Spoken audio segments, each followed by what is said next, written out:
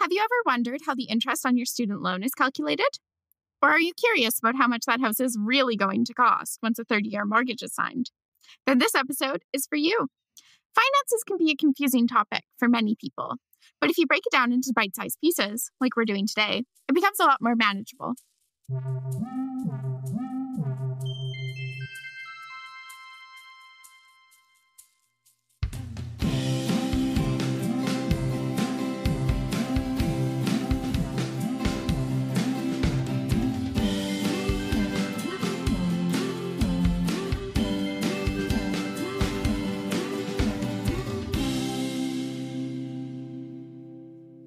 Welcome to the Secret Life of Numbers podcast, the podcast where we dissect everyday numbers and statistics to find the stories behind them.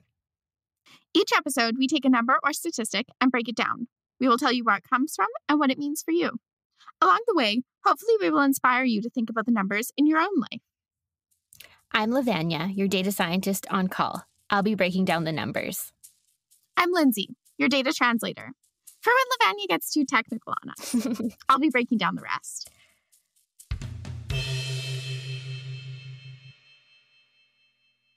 I'm actually really excited about this episode. Do you know why? I think it might have something to do with the fact that it's the first episode of a mini-series. Yes, and it's like a super number-heavy mini-series too, so it's super my jam. So yes, as you mentioned, this is the first episode in a mini-series about personal finances. So in this episode, we'll be talking about compound interest and how you calculate it. In our second episode in the mini-series, we're going to be talking about credit cards and how you calculate the interest on your credit card balance, because that's an example of compound interest in practice. And then in the final and third episode of the mini-series, we'll be talking about the debt-to-income ratio, which is where you can calculate how your debt impacts, I guess, your financial state, or how your debt impacts you.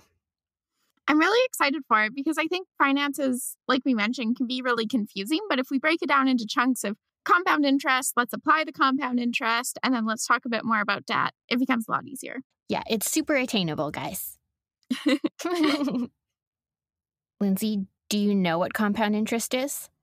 I do. And this brings back like vivid memories of grade 8 when I was in math class and we were learning all about interest, and we were learning the difference between simple interest and compound interest and why we should always be looking for compound interest on savings we might have and ideally avoiding compound interest when it's a loan. If I were to ask you for a definition of compound interest, could you give it to me? I'm going to have to go with something that I think is simple but elegant. And I'm just going to leave it at interest on interest. That's perfect. And you're absolutely correct. In its simplest definition, compound interest is simply interest calculated on interest. But Lindsay, the reason I wanted to do this episode is because I came across an article that said most Americans don't understand what compound interest is. This was published in February of 2019 by CNBC, and it said that 69% of Americans don't understand compound interest. I feel like that number is extraordinarily high. We're not sure about the sample that they used because I did some digging and it was 2,000 people were asked, and we're not sure if that's a representative sample of all Americans. And sampling is something that we'll actually talk about in a future episode, because we don't know how that sample was selected or what they were looking for in these individuals. But I do know from my research that most people don't fully understand how compounding works over time and how quickly it can build up. So you don't really have to identify yourselves, but I think there are a few people out there who might not know. Yes, we won't ask you to comment on our Instagram and say, I didn't know what compound interest was until this episode. Although if you do want to, you're totally free to. But yeah, I think if you're out there right now listening and maybe you don't know how to calculate compound interest, good on you for listening to this podcast and learning more about it. That's awesome. Yeah, and keep listening because we'll explain it to you.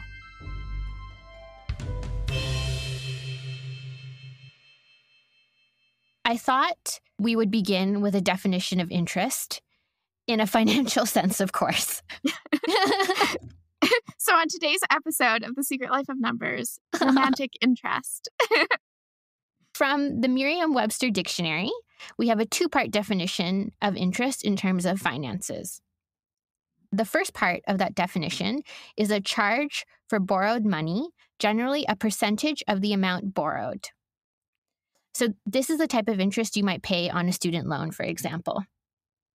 And the second part of the definition is the profit in goods or money that is made on invested capital. So this is the type of interest you might acquire in a savings account. And then if we were to take it back to that example of the student loan, the first part of the definition is the charge, and then the second part is the money that the bank is gaining. Right. Mm-hmm. I think one thing that's really interesting to think about is that interest is not a new concept at all. And when you look into the history of compound interest or just interest in general, the idea of charging interest on loans likely arose from loans of cattle between neighbors. So one of the earliest records of interest is actually a clay tablet from Babylon, and it dates back to approximately 2000 to 1700 BC. And it appears to show a compound interest problem that asks the question, how long will it take a loan to double in value at compound interest? And then there's also evidence of compound interest tables in some really early texts. For example, La Pratica della Mercatura, which is an Italian text. So please forgive my pronunciation. I speak French, but not Italian. But that was written in 1472, and it was a very early manuscript on mercantile practice, which is just the activities related to trade or commerce, so like buying or selling different goods. I think it's really interesting or perhaps funny to think that one of the first things that humans might have possibly written down wasn't like philosophical poetry or like what is the meaning of life, but in fact, just loan calculations. Well, if you think about it, it's a clay tablet, right? So it's going to take a lot more effort than just opening up your laptop and typing out an email. So there had to be something behind it. Yeah, it must have been really important.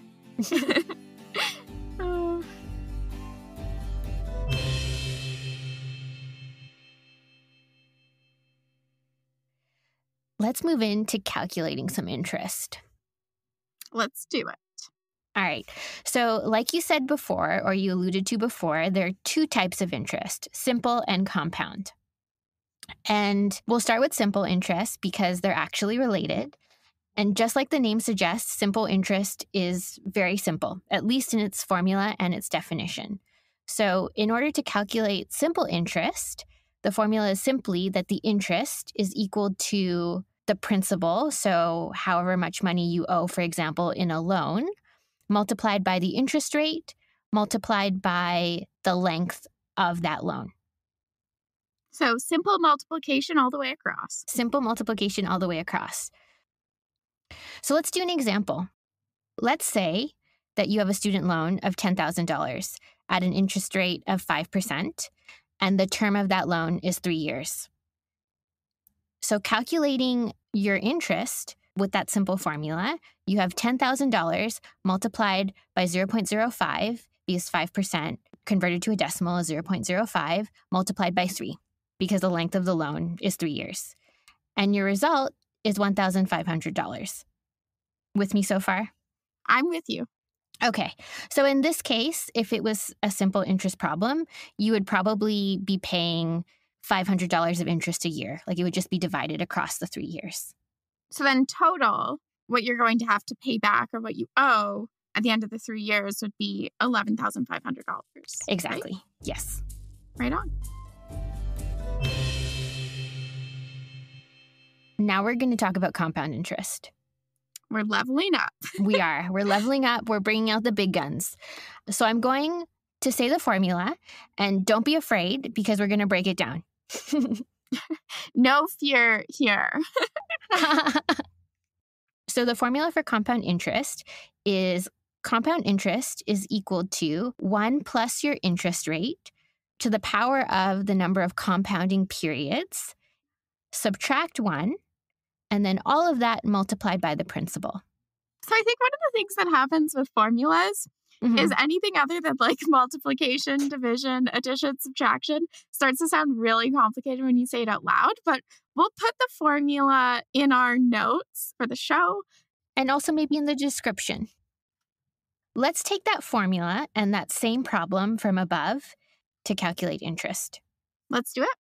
So in this case, we're going to take 1 plus 0.05, which is 1 plus your interest rate, to the power of 3. Because 3 years of compounding. Or 3 compounding periods, exactly. Subtract 1. And all of that multiplied by 10,000. And if you plug that into your calculators, do the plug and chug, you should get $1,576.25. So that's the interest. And then we can add that to our $10,000 loan. So in total, it's $11,576.25. Exactly. With compound interest, you would pay $76.25 more than with simple. Interesting.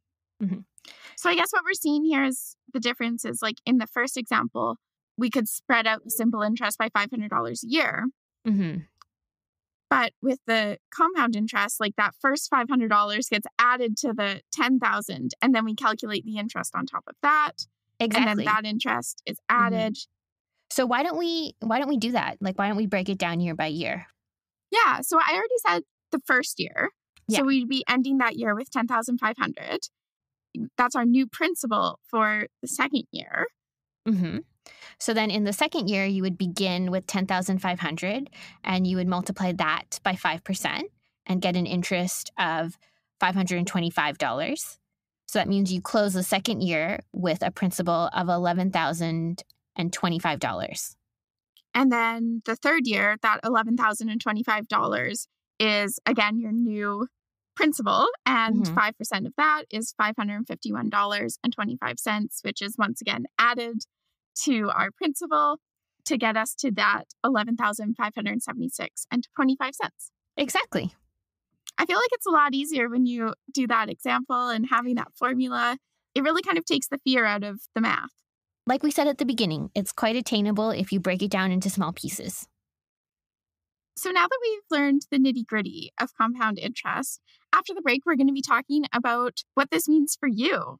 And we're going to break into the duality of compound interest. There's a good side where you can really make it work for you, and then there's a side that might end up being a little sticky. All of this and more after the break.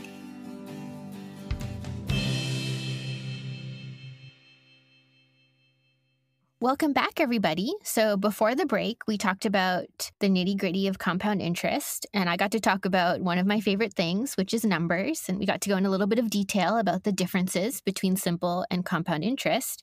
And now Lindsay is going to talk to us about how compound interest impacts us in our everyday lives. Thanks, Lev. So I think compound interest is really kind of level 1 of money management. Yes.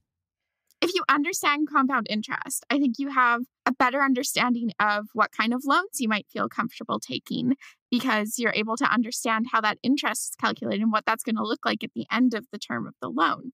I 100% agree. The other side of it is you can make compound interest work for you. So at kind of the simplest level, if you have, for example, a high interest savings account where the interest is compounded, by putting a lot of money in that account, it's going to passively be accruing even more, even if it's a small amount, because it's often a very low rate. Yes. But also, you put the money in the account, but you have to keep it in there so that it keeps compounding. Yeah, that's the key. They're not just going to be like, oh, one day you had $10,000 in your account. Let's just keep that for every compounding period, even though you took out $9,000. Oh, if only banks worked that way.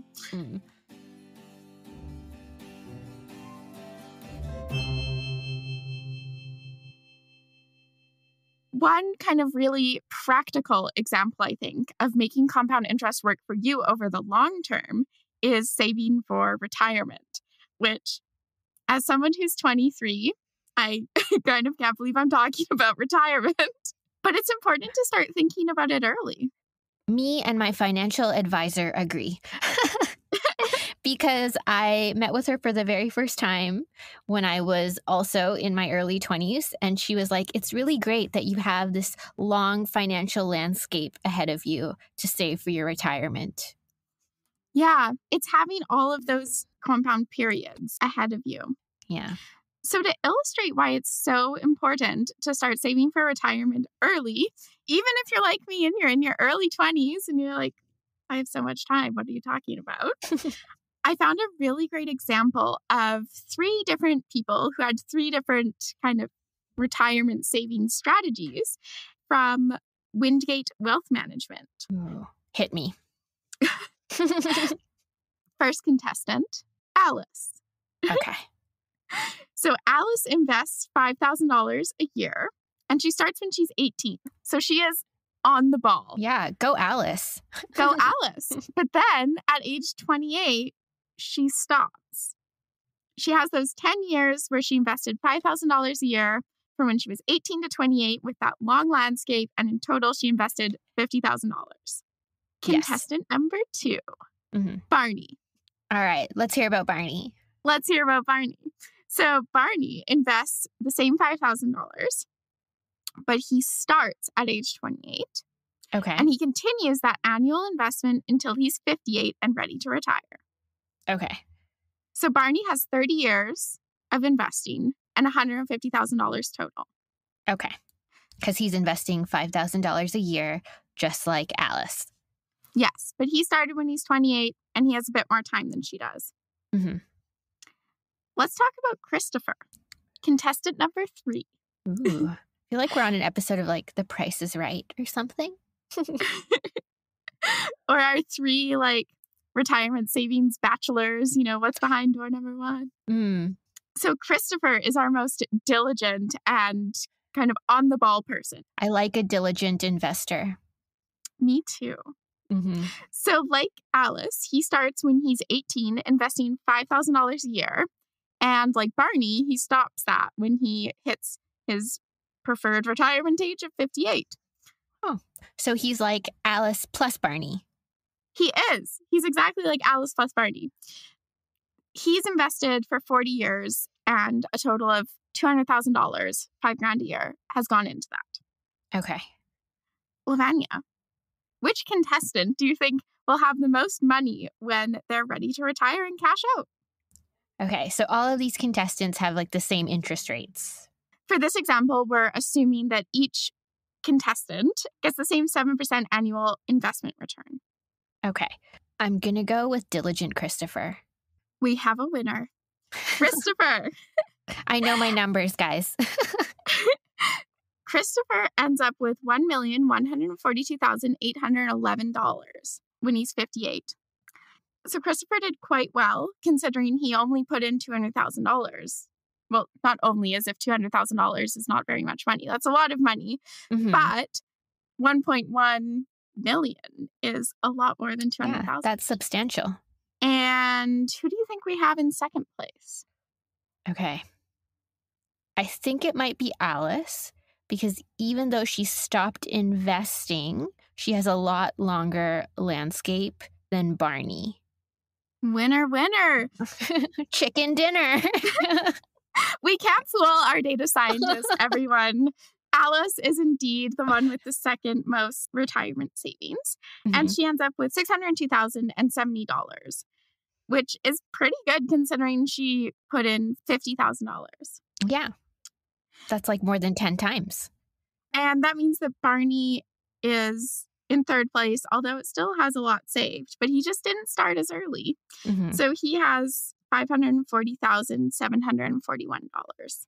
Okay, so pretty close to Alice. But Alice put in a lot less than Barney. Yeah. So that time really helped Alice. So it's never too early to start thinking about retirement. Exciting. But it's a really great example of how you can contribute to a fund over the course of your lifetime or your career and get a really good return on that using the principles of compound interest. Mm-hmm. So there's the good of compound interest. We like retirement funds. We like the 7% annual return on investment. But then there's the dark side. Dun, dun, dun. Dun, dun, dun, which is loans. And when the interest isn't accruing in your favor. Yeah, it can be tough if it's not accruing in your favor. And I think understanding compound interest will help you decide what loans you're willing to take. So if you're purchasing a house, understanding how often that mortgage is compounded is going to be important for deciding whether or not the closing balance on the house is something you're able to pay. Yeah, and mortgages are interesting as well because, as you know, when you purchase a home, you put a down payment on your home, and then you apply to a bank for a loan for the part that you can't afford, and that's considered your principal. But if your down payment, at least in Canada, I think is less than 20%, you also have to pay something called mortgage insurance. So it doesn't protect you who owns the loan, but it protects the bank who gave you the money, but it's an additional interest fee that you need to pay. So it's something to take into account with, what your down payment is relative to what the price of the house is that you're purchasing. Exactly, yeah, because it's not, with mortgages, it's not just about the interest rate sometimes. It's also about the insurance if you need it. And then there are some banks as well who, even if you give 20%, if you don't have what's considered good credit, they might ask you to also take out insurance as well. Credit scores could be a good future episode. It could be. It would be interesting to talk about them because they're, to my understanding, these like secret algorithms that kind of are held by these individual companies and dictate your score. And then impact so many areas of your life. Yes. Or at least impact your ability to acquire loans or debt, in a sense. Or even sometimes rent, to be able to rent somewhere. Yeah. If you live in a city where there's not a lot of rental units available, they can use your credit score to decide whether to rent to you.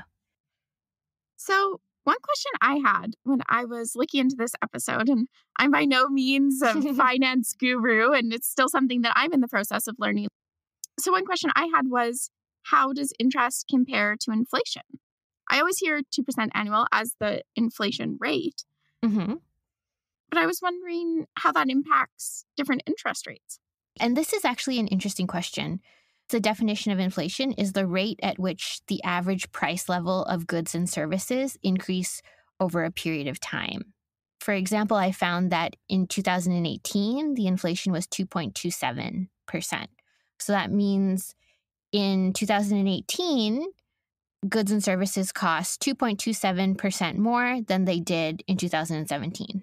You can think about this impacting loans because if someone loans you money and they want the same purchasing power or to be able to use that money to the same extent as you pay it back, they're going to want to have an interest rate that's kind of around inflation, at least if they want to gain back the same purchasing power. And if they're hoping to gain more, then the compounding periods and the interest rate will be higher.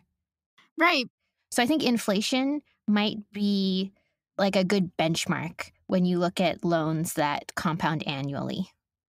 Right. So you're getting kind of a good deal if it's right around inflation. Like student loans, for example, are often in Canada, where we are.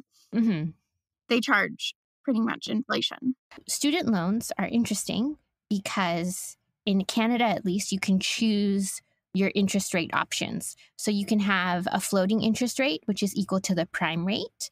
And for those of you who don't know what the prime rate is, that's in Canada, the 5 largest banks, the average interest rate that they're charging on their loans.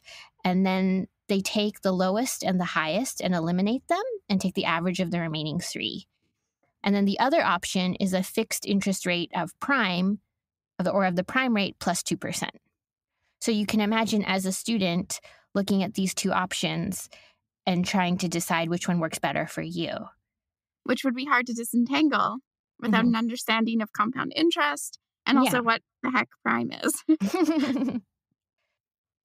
So we've touched on really the duality of compound interest. We've talked about how to make it work for you when you're saving for retirement, and also things to think very critically about when it may work against you, for example, with daily compounding on credit cards, which we will be talking about next week. Yes. But now it's time for our favorite part of the episode. I'm so excited because it's time for our science seed. Each episode, we like to give our listeners something to think about, a science nugget to help you think more critically about the numbers and statistics that you hear every day.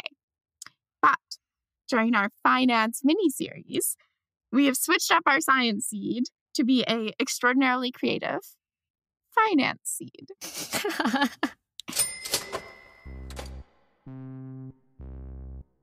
This episode, we really wanted to emphasize that duality of compound interest, that there's that good side of it where the money can work for you and also the bad side.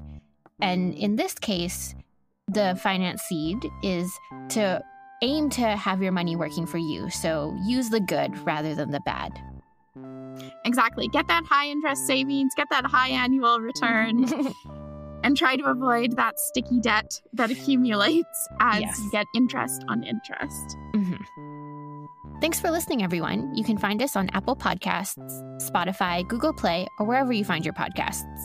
You can find the references we use for this episode in our show notes. A special thank you to Julian Bartino, who does our sound editing and music. Have an idea of what number we should cover in the future? Want to learn more about what we talked about today? Find us on Instagram at The Secret Life of Numbers. We'll catch you next time on The Secret Life of Numbers, where the numbers can run, but they can't hide.